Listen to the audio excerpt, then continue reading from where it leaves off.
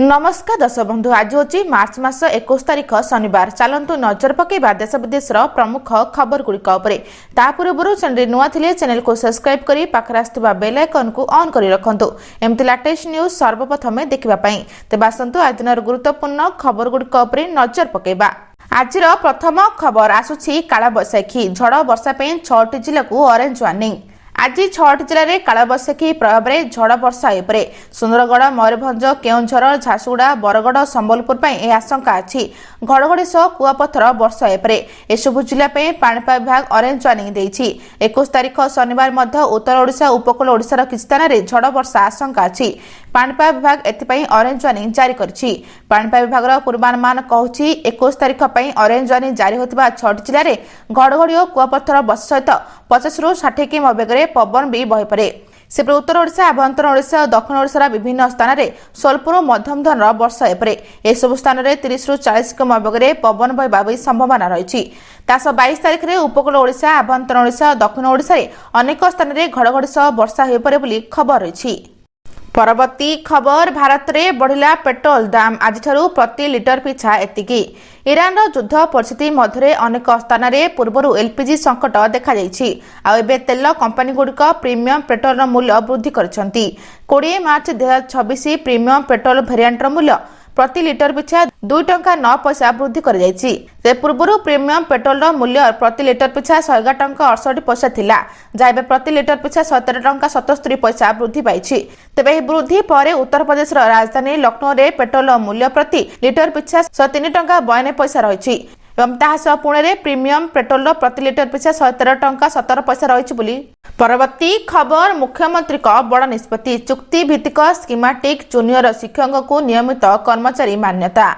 मुख्यमंत्री मोहन माझी आज एक गुरुत्वपूर्ण निष्पत्ति नहीं चुक्तिभित्तक भाव काम करथिबा स्कीमेटिक कनिष्ठ शिक्षक मान को नियमित करछंती। तेबे 2023-24 वर्ष में नियुक्ति पाइथिबा एही वर्गर कनिष्ठ शिक्षक मान को नियमित कर जायछि। एहा द्वारा राज्यर 13,000 रु अधिक चुक्तिभित्तिक कनिष्ठ शिक्षक माने उपकृत होउछंती। तेबे शिक्षक माने सेमानकर चाकरी रे योगदान समय ठारू नियमित होइछंती। तेबे सेमाने चाकरी योगदान समय ठारू 2025 डिसेंबर 31 तारिख पर्यंत नेशनल बेनिफिट पाइबे।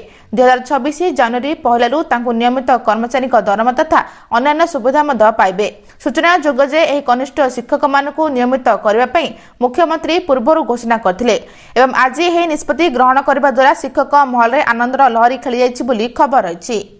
परवर्ती खबर चलित वर्ष मैट्रिक परीक्षार देनाहांती 9,930 छात्र छात्री। शिक्षा विभाग विकल चित्र स्कूल तले बसी पाठ पढ़ुछंती छात्र छात्री। 19,883 स्कूल नाए डेस्क और बेंच। गृह में विद्यालय गणशिक्षा मंत्री नित्यानंद गौड़ उत्तर रखिंट डेस्क और बेंच नथिबारु तले बसी पाठ पढ़ुछंती छात्र छात्री। बाध न होई जरी नहले आसन रे बसी पाठ पढ़ुछंती छात्र छात्री। तेबे डेस्क और बेंच जोगाइबाकू पदक्षेप नियाउछि बोली मंत्री कहछंती।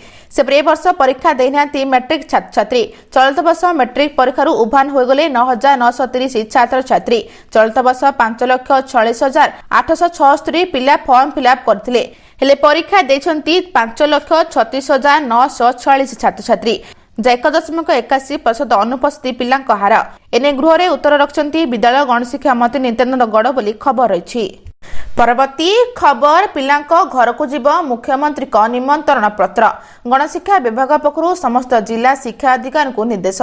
आसंता शिक्षा वर्ष 2026-27 आसंता एप्रिल 2 ରୁ 5 तारिख मध्य खड़ीछुआ उत्सव पालन कर प्रवेश उत्सव कर 5 ରୁ 6 वर्ष मध्य पिला शिशु बाटिकार नाम लिखाब। 6 वर्ष पिला प्रथम श्रेणी नाम लिखाब। एने मुख्यमंत्री पक्षरु एक निमंत्रण पत्र पिला घर को पठाଯିव। ए निमंत्रण पत्र को शिक्षक माने बंटन करेंगे। तेबे संपर्क में विद्यालय गणशिक्षा विभाग पक्षरु समस्त जिला शिक्षा अधिकारी को निर्देश दिया। विभाग पक्षरु कहुଯାଇଛି ओडिशा शिक्षा सर्वेक्षण द्वारा ग्रहण कराइथिबा तथ्य को आधार करी नाम लिखाब। अंगनवाड़ी केन्द्र प्री स्कूल एही तथ्य संग्रह कर शिशु बाटिका प्रथम श्रेणी पिला माने जेपरी नाम लिखाइबे सेथिप्रति ध्यान देबाकू कहुଯାଇଛି बोली खबर रही। परवर्ती खबर ग्रीष्म प्रभाव मुकाबला समीक्षा बैठक तैयारी हब मॉडल कूलिंग शेल्टर। ग्रीष्म प्रभाव में प्रभावित होगा अंचल मॉडल कूलिंग शेल्टर व्यवस्था हेबो। स्कूल छात्र छात्री शिशु श्रमिकों सुरक्षा विशेष व्यवस्था रहिब। प्रचंड ग्रीष्म प्रभाव समय दिन 11 ରୁ 3 कौन निर्माण काम हेबनी। एथिरे खिलाफ हेले संपुक्त व्यक्ति विरोध में दृढ़ कार्यानुष्ठान नियाजिब।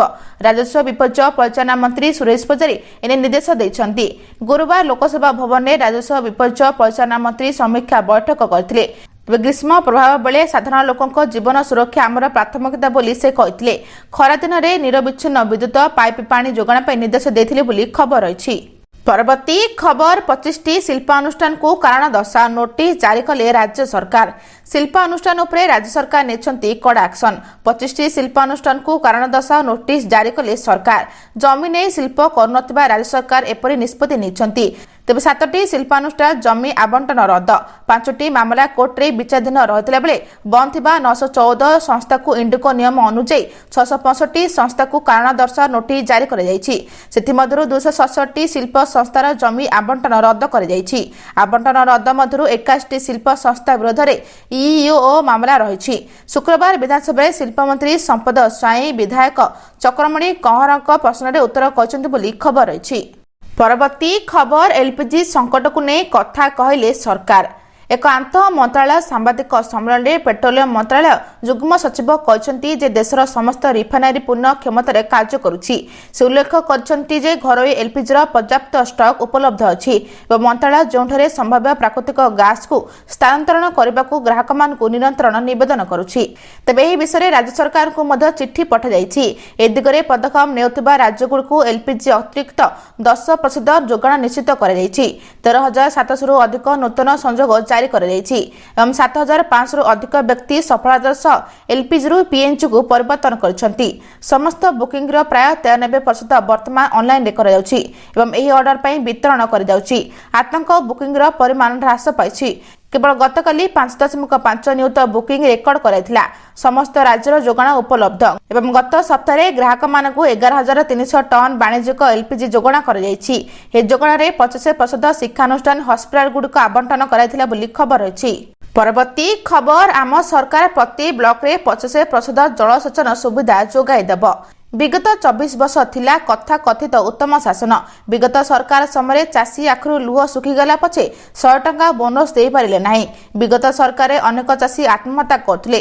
विधानसभा जल संपद विभाग खर्च दाबी उपरे गुरुवार आलोचना बेले मुख्यमंत्री मनोज माझी कहते गत सरकार समय जमी रे पानी न पहुंचवा दुखरे अन्यतम कारण। तेज राजीव भवन जल संपद विभाग थिबा अण ओडिया ठिकादार आडास्थले गत 2 वर्ष भितर यहाकू उच्छेद कर स्वास्थ्य व्यवस्था आनिछु। तत्कालीन मुख्यमंत्री 2006 रे राज्यर समस्त ब्लॉक को जलसेचन करने कहते बोली खबर रही। परवर्ती खबर मध्य प्राच्य युद्ध पर आसीपारुनी एलएनजी। सिरामिक टाइल्स दर 20% वृद्धि।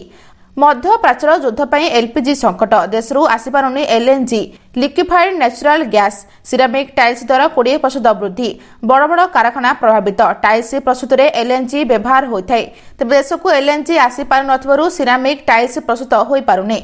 पर यार दर चलित सप्ताह बढ़िबारे लागिछि। कटक भुवनेश्वर थिबा सिरामिक टाइल्स व्यवसायी पक्षरु एभली किछि सूचना दियाछि। सिरामिक टाइल्स गुड़िकर प्रस्तुति 2टी पर्यायर हुए। प्रथम ढांचे पकाइबा परे ताकू शक्त चिकण करने एक उच्च तापमात्रा फनेस रखा जाए। ए फनेस गुड़िक केवल एलएनजी रे चली थाए। एलएनजी और लिक्विफाइड नेचुरल गैस चलिबा जो कार्बन अंगारकाम्ल कम बाहरी थाए। तेणु साज सजरे व्यवहृत टाइल्स गुड़िक निर्माण सठिक हुए। ए सबु कारखाना सरकार पक्षरु एलएनजी जोगाण करा जाए। तेबे नियम अनुसार प्राय 1 सप्ताह पर्यंत आवश्यक एलएनजी को कारखाना गच्छित रखिपारे बोली खबर रही। परवर्ती खबर ईरान को आउ एक बड़ झटका। इस्राएल आक्रमण में आईआरजीसी मुखपात्र अली मोहम्मद का मृत्यु। अमेरिका इस्राएल सहित चलता भयंकर सामरिक संघर्ष मध्य ईरान को एक बड़ झटका लगी। ईरान शक्तिशाली इस्लामिक रिवोल्यूशनरी गार्ड कर्पस मुखपात्र ब्रिगेडियर जनरल अली मोहम्मद नाइन शुक्रवार सकाळे अमेरिका इस्राएल मिलित एयर स्ट्राइक रे प्राण हरिथिबा सरकारी गणमाध्यम पक्षरु सूचना मिली। तेज चलित सप्ताह ईरान यह चतुर्थ बड़ सामरिक क्षति होता बेले यह देशर शीर्ष नेतृत्व को दोहलाई देछि। तो जनरल मोहम्मद नाइन मृत्यु मात्र किछि घंटा पूर्व से स्थानीय गणमाध्यम अमेरिका इस्राएल विरोध में अत्यंत कठोर अभिमुख्य प्रकाश करते। से कहते ईरान क्षेपणास्त्र शिल्प ଯେକୌଣସି ପରିସ୍ଥିତିର ସାମ୍ନା କରିବାକୁ ସମ୍ପୂର୍ଣ୍ଣ ପ୍ରସ୍ତୁତ ଏବଂ ଯୁଦ୍ଧ ସମୟରେ ମଧ୍ୟ କ୍ଷେପଣାସ୍ତ୍ର ଉତ୍ପାଦନ ଅବ୍ୟାହତ ରହିଛି। ତେବେ ଏହି ବୟାନ ଆସିବାର କିଛି ସମୟ ପରେ ସକାଳ ସମୟରେ ହୋଇଥିବା ରକେଟ ମାଡ଼ରେ ତାଙ୍କ ମୃତ୍ୟୁ ଘଟିଥିଲା ବୋଲି ଖବର ରହିଛି। ପରବର୍ତ୍ତୀ ଖବର ଏଆଇ ଶିକ୍ଷାକୁ ପ୍ରୋତ୍ସାହନ କରିବାକୁ ଉଚ୍ଚଶିକ୍ଷା ବିଭାଗର ପ୍ରସ୍ତୁତି। एआई शिक्षा को मिलिब उड़ान कॉलेज रे आरंभ हब एआई शिक्षा उच्चशिक्षा अनुष्ठान रे आरंभ हब एआई फॉर ऑल पाठ्यक्रम। तेबे रमादेवी विश्वविद्यालय रे AI and robotics centre of excellence खोला जायछि। Odisha state open university Sambalpur कला स्नातकोत्स रे द्वितीय सेमिस्टर रे एआई पाठ्यक्रम पढ़ा जाउछि।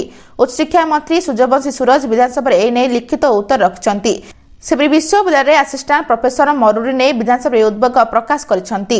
तेबे उच्चशिक्षा मंत्री कहछंती जे 17टी विश्वविद्यालय रे 709 असिस्टांट प्रोफेसर पद खाली पड़िछि एवं 461टी एसोसिएशन 264टी प्रोफेसर पद पूर्ण होइनी। ता सण शिक्षक नियुक्ति सरकार को मुंड बाथार कारण पलटिछि। 2325 अणशिक्षक पद पूर्ण करबा पई बाकी अछि बोली खबर अछि। आज एतिकी भिडियोटी भल लगे चैनल को सब्सक्राइब करी वीडियो को गोटे लाइक करी शेयर करबा जमा भी भूलिबेनी। रहउछि नमस्कार।